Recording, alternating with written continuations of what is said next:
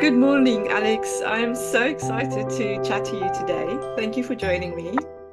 I am so excited too. I've been really looking forward to it, Michelle, and just noticing your amazing spirals in the background and Yeah. how pattern matchy the current exploration I'm undergoing as well, the inner and outer, like we were saying Yeah. when we first met. It's beautiful seeing your work in the background. It's Oh, powerful. You can feel the energy of it. thank you so much. It's well, we chatted a couple of months ago. I can't remember exactly when, but it was very much, I think we went down the labyrinth and the spiral. The spiral has always been a as within, without, as above, so below, has been a theme. And it's so nice to notice it, in you as well. I think maybe a level or two deeper or higher or wider or whatever we want to call it into this, and that's why I'm very honored to kind of share space with you and understand a little bit more because it's just drawing me in. Like there's no choice in this. Well, that sounds magical, and thank you. I'm honored to be with you. So there's so many sparks that can fly creatively in a conscious conversation, and you never know where it's going to go. So Exactly. in a way, it's nice to sort of imbibe, tune in, and then it's also nice to surrender and drop everything away and just see what happens as well, in this kind of space. Yeah, exactly. I think we've been so conditioned in general to have the structure that separates us from the connection in our conversational spaces. Mm, So it's very refreshing yes. to be able to drop that and just see what happens and where it goes. Um, Absolutely. And to follow up that thread a little bit, yeah. I remember when I was working in Disney for quite a few years, we did an emotional intelligence sort of training course. Mm, And what the trainer, who was also a coach, suggested was, I think people have come across active listening, yeah. where you maybe reflect back, you maybe honor the person by saying, okay, if I've got it right, this is what you've just said. So I'm just checking in with you. And that's a lovely affirmation that somebody's been listening and that they're ensuring the understanding is as best matched as it can be. Yet what this tutor on the course trained us in is actually listening with such intent and focus that it's the opposite of what you've just described, that sort of left brain logical, sort of sequential, sort of structured conversation of like, yes, this is the agenda, this is the output, input Yeah. output stuff, which has its place. You Yeah. know, in engineering, it's Mm, fantastic. Um, in robust sort of research, fantastic. We need to cover those logical bases. Yet when he said, you listen intently, like I can see you are, um, he said, resist the urge to get ready with your answer to what the person is saying. Listen, sit back, but really engage and really be with them in that moment. And if you can purely listen to what that person is saying for 90 seconds, it will change how that person feels. It will change how you feel. And it's a very transformative way of connection. That's the true communication, right? You connect, so you see each other. yeah. Without putting yourself in it. And that's this practice of dialogue. I mean, we can call it whatever we want to call it, isn't it? It's just a name. But Mm. it is that to um, to be a space for transformation, maybe because we change as we are able to engage or communicate or really absorb the other person's um, being, which words are very much in the way often. Yeah, Yeah. absolutely. I don't know if you've ever come across a kind of greeting. that is very heart-based. And I learned it when I was studying on a chakra course with the teacher who taught me Reiki as well. Mm. And she described it as a Sufi greeting, Mm. where you put your hand on your heart space in the center of your chest, and then you put your other hand on other person's chest, and their hand can be over that. So you Yeah. kind of connected, Yeah. and you say, I see you, Mm. I trust you, I love you. Oh. And it's very profound as you can possibly. Yeah. It's like, And I can imagine in person, that energy. It's almost like there's another being forming in the middle, that us. mm, In the Zulu culture, it's the Ubuntu, the I am because we are, and there's a separate kind of space where we are, which is very gorgeous.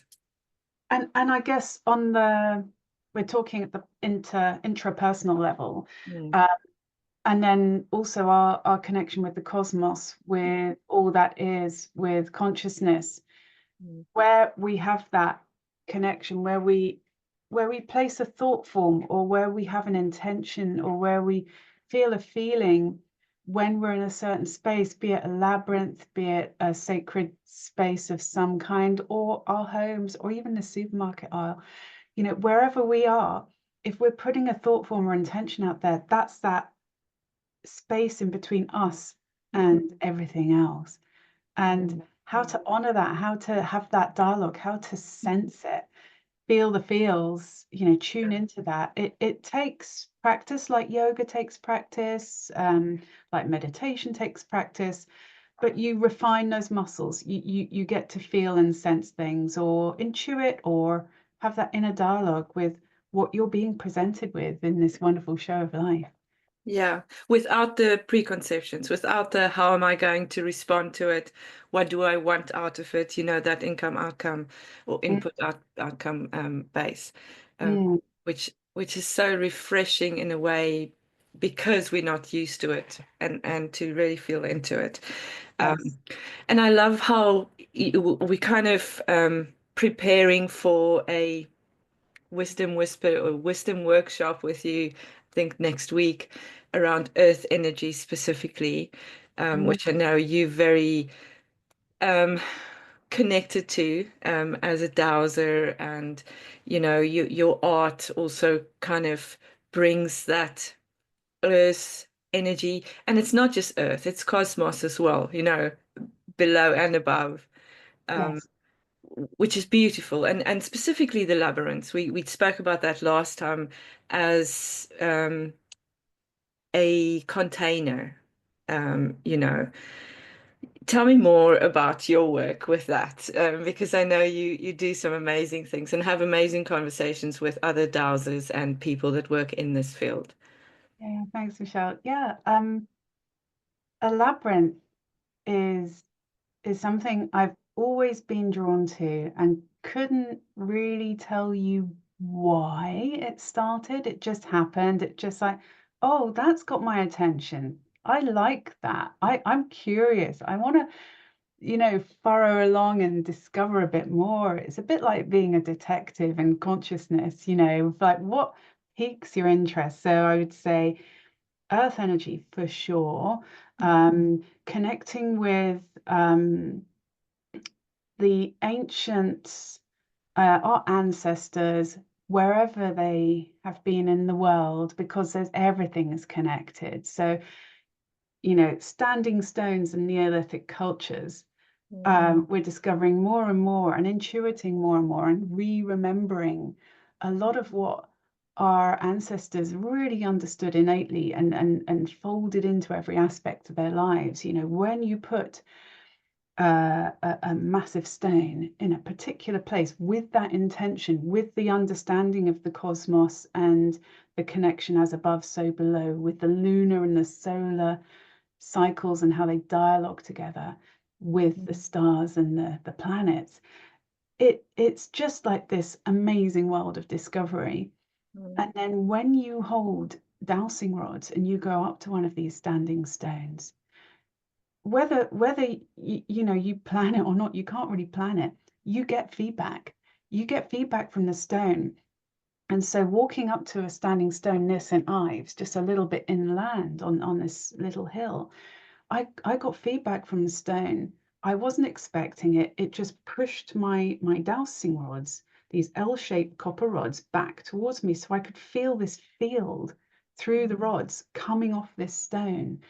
And so these stones have a magnetic quality. So on the really rudimentary level, you could say, okay, the muscles in my hands, the micro twitches that they do to bypass my conscious logical brain, Yeah. are saying the body knows there is an energetic field emanating from this stone. Mm. Lots of cultures would take that a little bit deeper and say consciousness resides in everything Mm-hmm. and everything's connected. Mm. So, what if I could have a dialogue with that standing stone? What if I could understand what its purpose is? What, is it feeling okay? Does the energy flow through it right, or does it need harmonizing in some way? So that experience quite a few years ago took me on a journey to be curious. And again, being in that self energy, that inquisitive, open-minded, I'm going to follow this breadcrumb trail of clues through my life. Yeah. So it led me to be interested in the flower of life and sacred geometry. Mhm. When I studied sacred geometry and art, I could understand how the flower of life and the seed of life, it just underpins everything. It Mm. it underpins all of creation. And it I just see it in so many different ways. Even I saw recently on a sacred geometry group, when you look at the flower of life, you see the Holy Grail in the flower of life. Is that really where it's residing? And I'll Yeah. send you a picture of exactly that so you Yeah. can compare it. Like, you can see the masculine, the feminine. You can see so much creation, and it resides at the center of a labyrinth. So when you draw a labyrinth Mm. in art, you start with a circle and you start doing this very simple flower of life, and it just grows from there. So this sacred geometry connects everything. And when you discover a little bit about labyrinths, it's wonderful because you can get really theoretical on it, yet Mm. ultimately it's experiential, Yeah. and you need to be walking a labyrinth if you're going to understand a labyrinth. Mm. It's a bit like me studying tennis on paper and actually playing a game. Very different, but Yeah. it makes sense more when you play Yeah. it. Um, so, Yeah. so yeah, if you've ever walked a labyrinth, have you been in a labyrinth, or have you sort of? Yes, yes. We did a soul walk. It wasn't a labyrinth, which was different. Have I walked a labyrinth? I'm now not sure. I've walked mazes, which is a different energy, isn't it? Um, but I'm not sure if I've walked a labyrinth actually, to be honest. Yeah. Mm. Well, maybe I can tell you how it feels, and Yeah. maybe we could go on a virtual labyrinth journey together. So, Sounds good. so when I mean, it's almost like a meditation actually. So maybe we can take it into a meditative sort of flow here.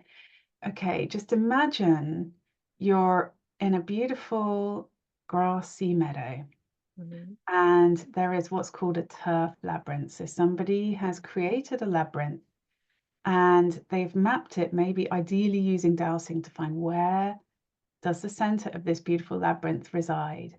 Mhm. And what happens is when that labyrinth's created, there's an energy line already running through it. What Mhm. the energy line will most likely be is underground water and a Mhm. seam or a stream of it that you can pick up on the surface, because everything has, qualities to it. You'll be picking up the energy of that.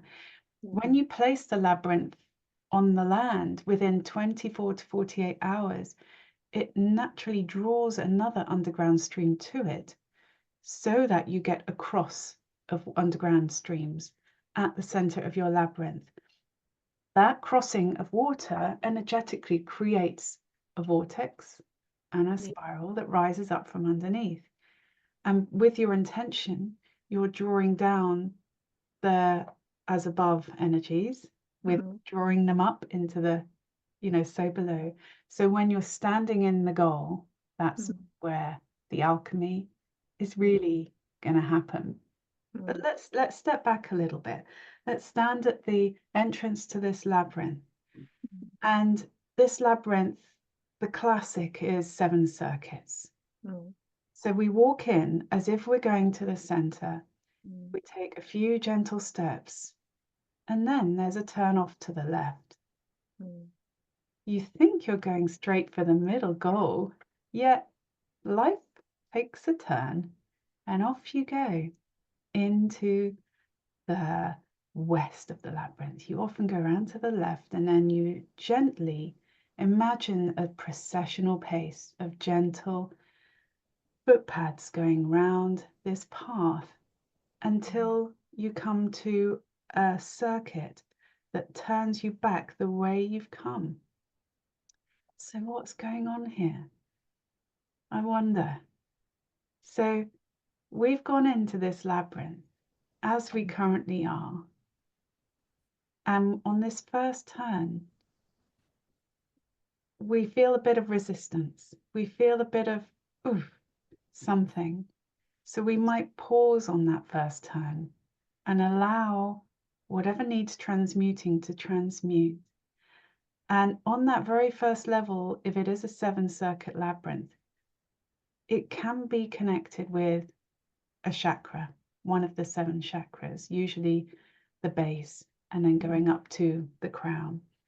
So if we've got a root chakra sort of imbalance, the labyrinth, just by turning that circuit and being conscious of how you feel on the walk.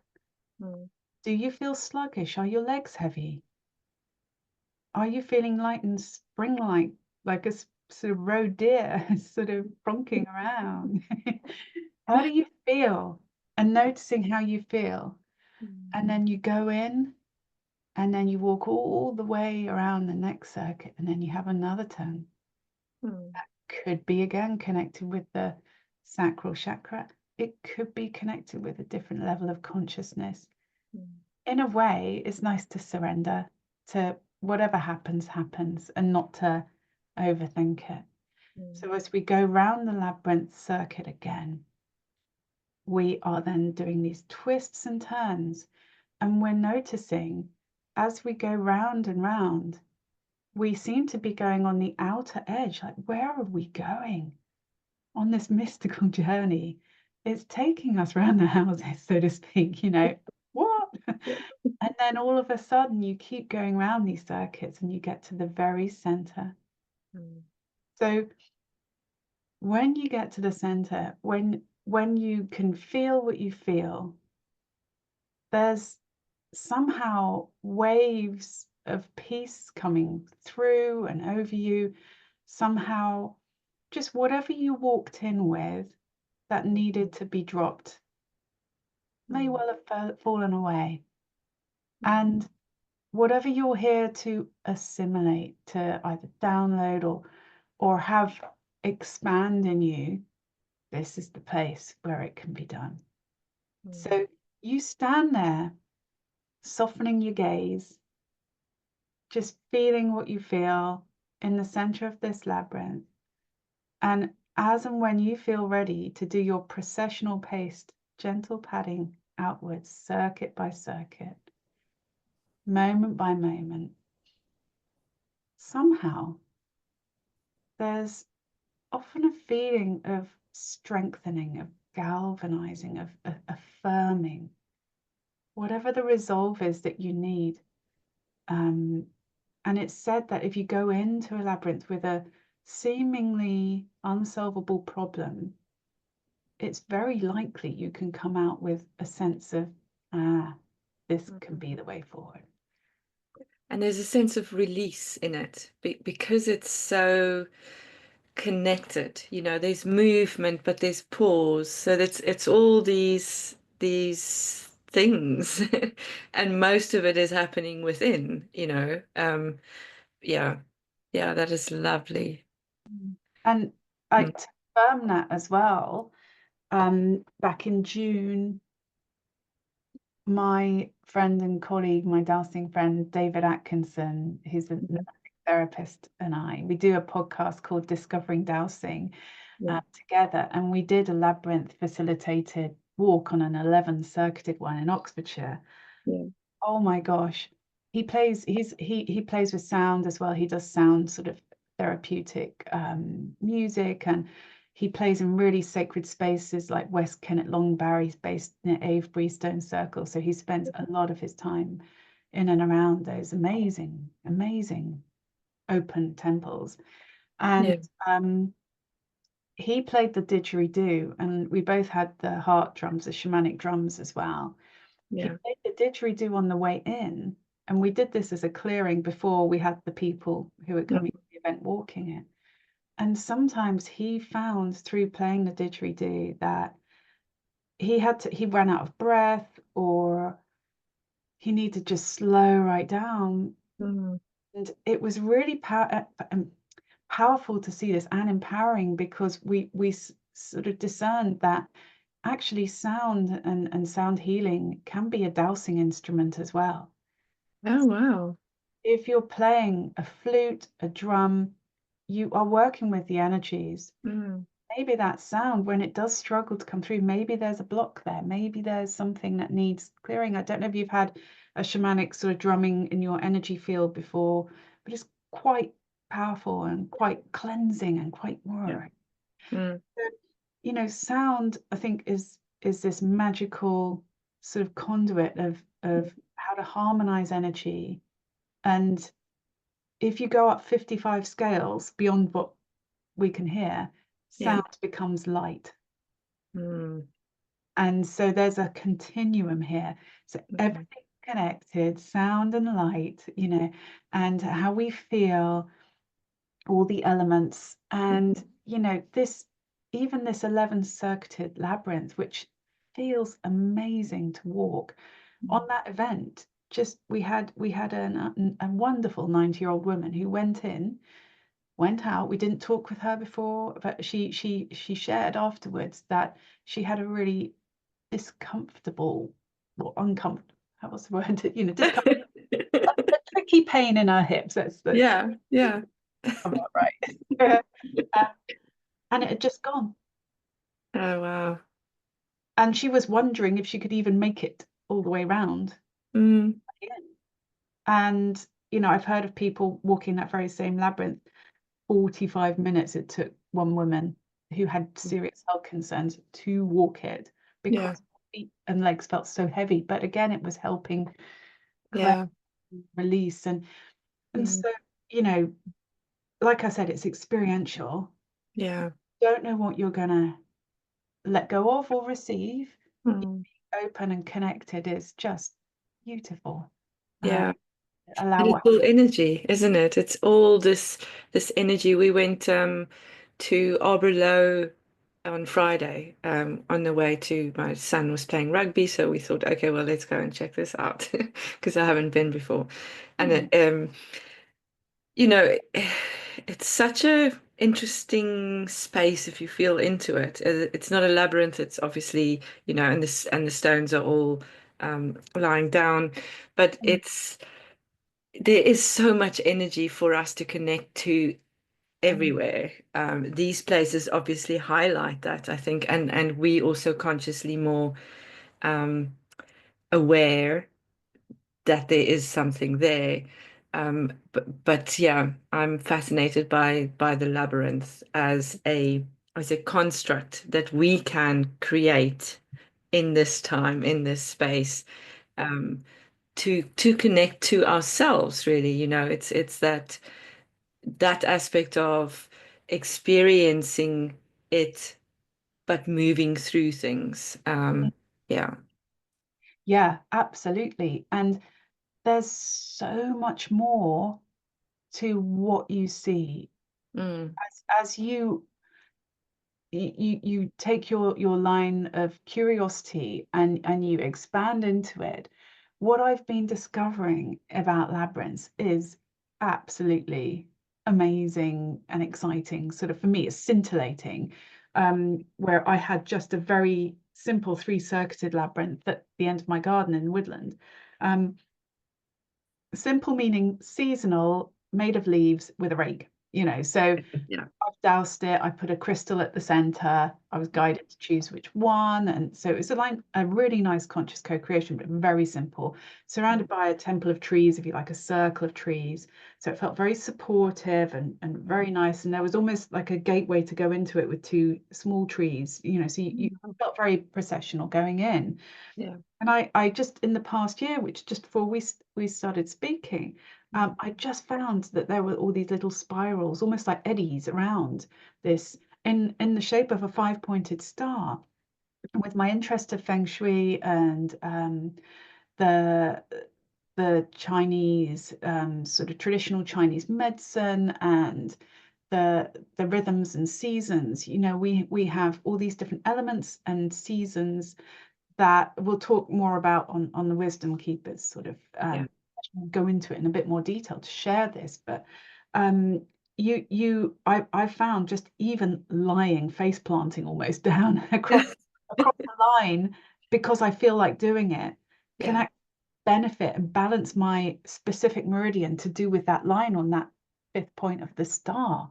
Oh, I've had absolutely. real shifts with and balancing with health. Mm, And then on that 11th circuit labyrinth, mm, I've been finding that and more. And every time I went back, more was being shown. And I'm even really excited at the moment, which is sort of connecting in with something I've not really come across before, which is when we had this group of dowsers walk it in June, mm, there was this really fascinating guy called Mike Cubbage, and he's really interested in energy lines. He's given talks on it, and he doused all the different energy lines that he could find in and mm, around this labyrinth, knowing that there'd been these spirals and mm. everything found. He found 16 different radiant sort of power lines coming through. He's charted it all, and he said, Alex, the only connection I can find with this is a bit like the flower of life. It's almost called a double flower of life, but it's the only thing in sacred geometry that has 16 points. And it's called something like the toroidal, the toroidal field where you have the donut shape of the energy Yeah. Yeah. our energy bodies. The Mother Earth has a Mm. toroidal field. It's just this lovely expanding sort of circle. It's a bit like the figure of eight, the infinity Yeah. sign, 3D. Yeah. There's a way of drawing a flower, starting with the seed of life, that has these 16 petals and 16 points, and they map perfectly with the degrees and everything to this labyrinth with the energy lines. And then, I don't know if you've come across I Ching, which Yeah. is the divining with the hexagrams and Yeah. everything. There is a 16 pointed version of what is called geomancy. Yeah. Geomancy being in harmony with the earth, but it's actually very, very ancient. Apparently, it comes from the Arabic world originally, or traces of it have come from there, and it very much fell into the sort of Hermetic traditions. And Mm. it's a divining way with dots Okay. to represent, a bit like you were mentioning runes just before we Mm. started our conversation. It's a bit like that, or Ogham, or spelt Ogham, these different languages with dots and Oh, shapes. yes. I And went down that rabbit hole briefly, but that is fascinating. it very much is. Yeah. And on that very topic, I really recommend, I'll send you a picture of it Mm. as well, the Green Man Tree Oracle. Oh, A friend gifted that to me. It's all made with Ogham as well, so lovely. it's really, really beautiful, Yeah. and very, very nice to connect with your intuition through the cards. That's it. So yes, so these patterns and dots and shapes, including the there's one called the tail of the dragon and the head of the dragon, and there's a really strong connection with labyrinths and dragons. That said that's how a dragon lies, you know, because you have this You really long. sent me that beautiful image, and it is literally how the dragon sleeps, isn't it? And that's fascinating. Um, yeah. It is.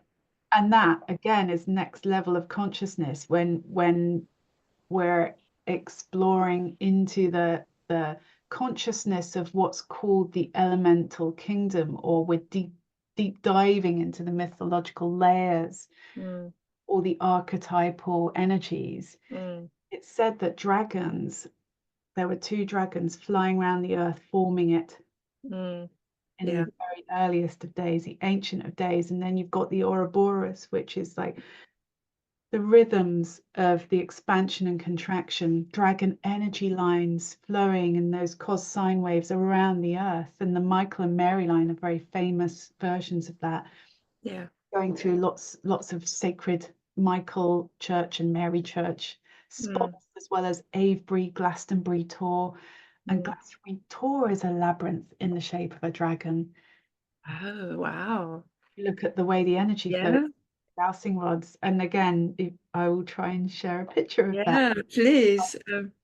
You know, Exactly. And this is what I find more and more, like going into the Triskelion and um, looking at where it's been used through different cultures, but it all comes back to this wisdom that is like we're all being drawn to some kind of ancient wisdom. Like it's not some theory that a guy came up with in 1950 or something. It's this is old, but yes, inherent. Like it's lying in the earth and the stars both. yes, And yes. myth feels to me to bring it to us. Like myth is often the storyline where we connect to these things. But there's depth, there's more, there's a lot underneath. Absolutely, yes. And it's limitless, the layers of exploration and journeying with your consciousness that you can expand into. You know, even if you tune into some amazing living masters, you know, people who have attained what you might call full awakening or fully self-actualized, however you want to call it, even those people who can help us shift and grow just by listening to what they're sharing and the tone of their voice and the energy in between the words, Yeah, they're still on their consciousness trajectory. It's yeah. not working just because they've got to that like amazing level. Oh yeah, there's more and more. You know, it still continues to expand, just like that energy, Mm, that flower of life. It could go on mm, infinitely. And yeah, with the labyrinth, it's almost like it's our journey of life, mm, and it's an anchor and a physical embodiment of that. So, you know, what stage of life are you at, mm. and how does it feel going right into the center of you, Yeah, yeah, connecting to that and opening up into that space, the true divine void of mm, infinite space and time, and being a sense of no time, which is yeah, yeah, divine. exactly. Really, And really. and there's silence in there. You know, there's so much space that there's everything and nothing at the same time. Um, which I think we've also been conditioned or you know taught to believe that the wisdom keepers or wisdom lies without, but it lies within all of us. And often those teachers that you talk about, they activate those parts of us that are curious enough to go, listen, this is something that I have no choice. I have to follow these breadcrumbs as you did, and connect to more. Yeah, and Absolutely. there lies openness. You know, how can we be open enough to really connect to those little bits that are all around us, really. Yes. Yeah. Yes. And if somebody's curious about how to start, Mhm. you know, I think you've just shared some really lovely sort of hints about that is stillness. And Mm, and just noticing what you're naturally drawn to in those quieter moments. What feels open and expansive to you? What feels like it sings to you? What feels like when you're connected with this space or topic or line of inquiry, whatever it is, creatively expansive, what gives you a sense of no time and flow? Mm. And follow that, follow into that. So for me, it was earth energies with that experience with the stone energy pretty much pushing off it. Yeah, Yeah. ignore what I felt. And that's led me on an odyssey of curiosity and wonder. And I guess that's the other ingredient is that childlike sense of wonder, the magical child energy that we all have. We all come in with that sense of awe and wonder and mystery. And again, it does get educated out of us quite often, but it's still there. It might be a bit latent. But what makes you feel that way? Do more of that and trust it because Yeah. there's a sense of joy. It's not just about being, oh, we are not worthy, being supplicant and just saying this, that, and the other. It's Yeah. more about how do we fully live. Mm. And it's about creativity, connecting with that, being open to inspiration, allowing those downloads to come through and Mm. into our being and expressing those energy shifts in the best way we can. Mm. Joy and love, those things are just magical glue, Yeah. for Yeah. us to have a good life. Uh, Yeah. and it doesn't mean to say that it's all skipping, in sunshine with blossoms and, Yeah.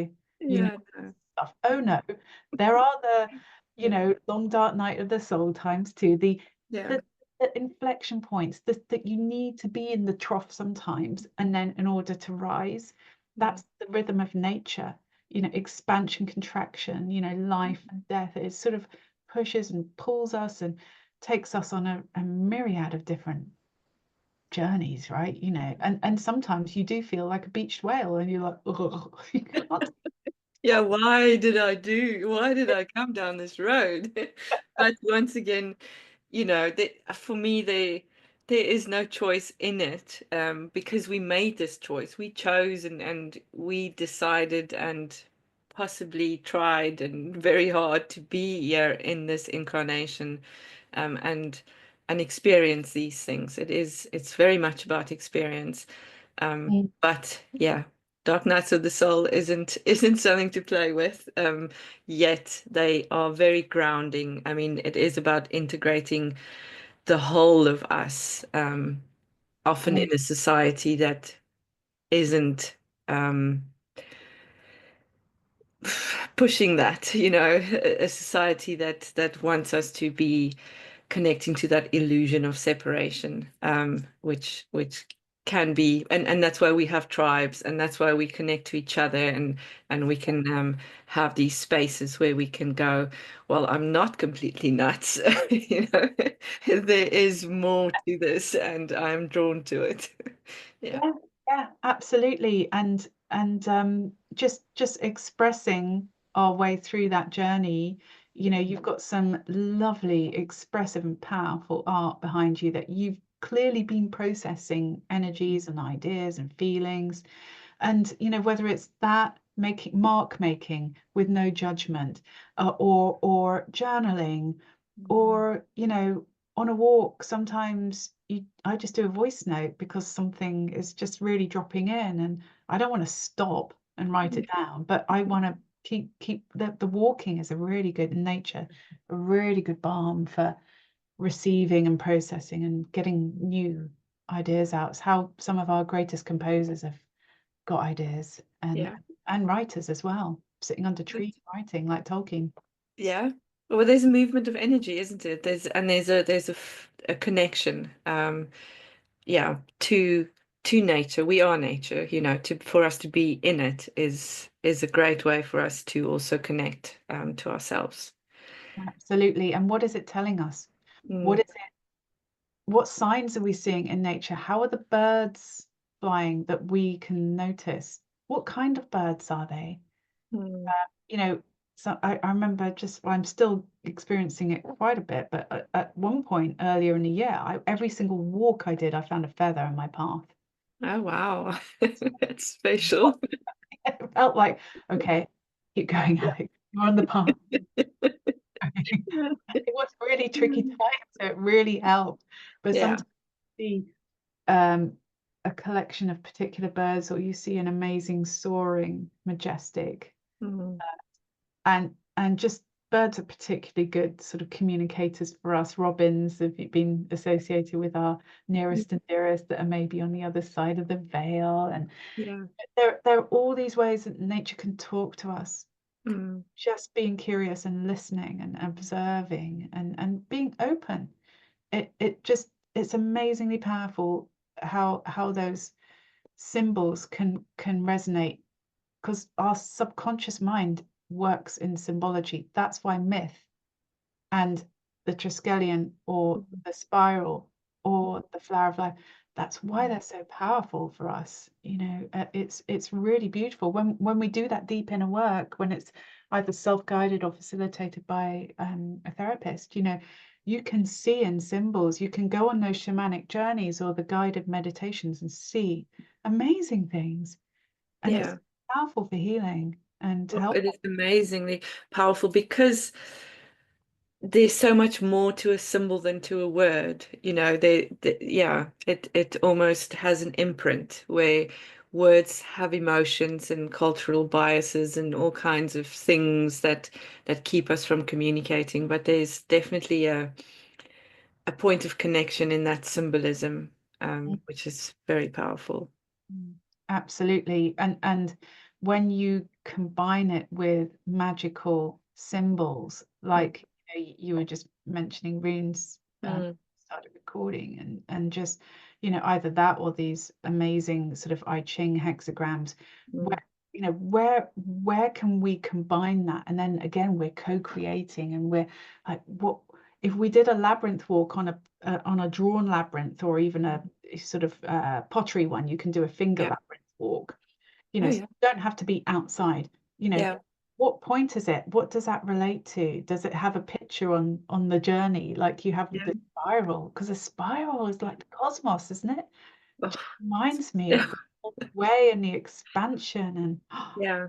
And the depth and the fact that there's a cyclical nature to everything, but we're never the same in that cycle, The cycle is not the same and we're not the same. It's about the river, and the man that there's a story about a man that puts his foot in the river, but the river will never be the same and he will never be the same. So Mm, um, there's definitely a drawing point into these things of transformation, I suppose. And the word doesn't do it justice as most words, in that the butterfly, the imaginary cells, they're there, but they're not visible.